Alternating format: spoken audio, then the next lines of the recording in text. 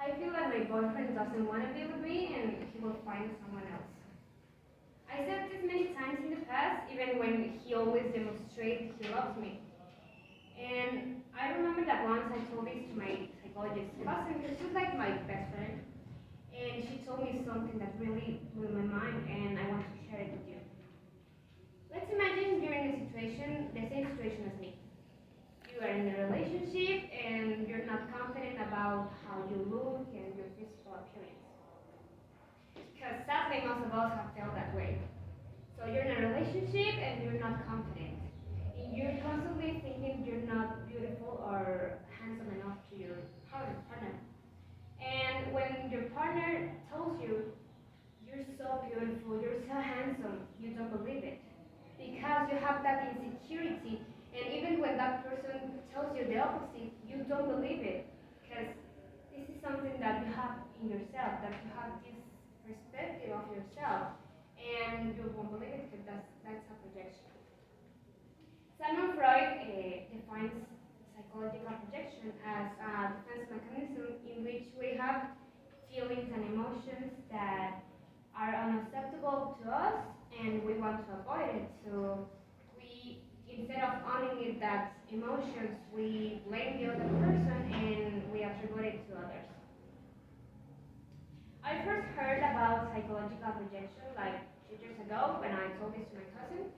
And since that moment, I have been into this topic and getting more and more informed about it.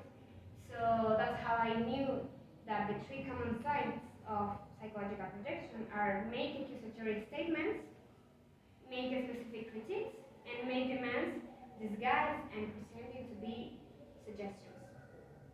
First, a person that is projecting on you will constantly accuse you for doing things that you are not even doing.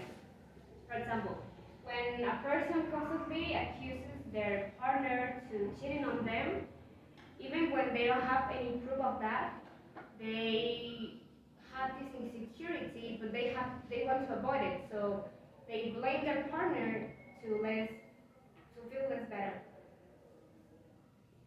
Then the person that is projecting will give you harsh critiques about yourself on things that you need to work on, but in reality are things that they need to work on. For example, imagine you're fighting with a person and having a disagreement, and this person starts screaming and getting angry, but you're talking calmly and peacefully, and that person tells you, "Why are you always screaming at me?" And you're like, "Why?" Because that person is the one that is really screaming, but this person wants to avoid it, and they blame you to doing that to feel better with themselves.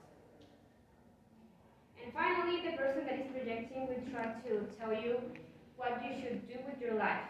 For example, when a person sees that you're doing something better than them, or that you're having or getting better things than them, they will try to discourage you and try to get you to another route, the same route that they are on. Because people constantly want you to do better, want you to do good, but not better than them. So we have seen that people constantly make accusations against you for things that you are not even doing, or make demands pretending they want to help you, but in reality they don't want you. So you know that these are signs that people are projecting themselves onto you. The more judgmental somebody is, the less self-aware they are.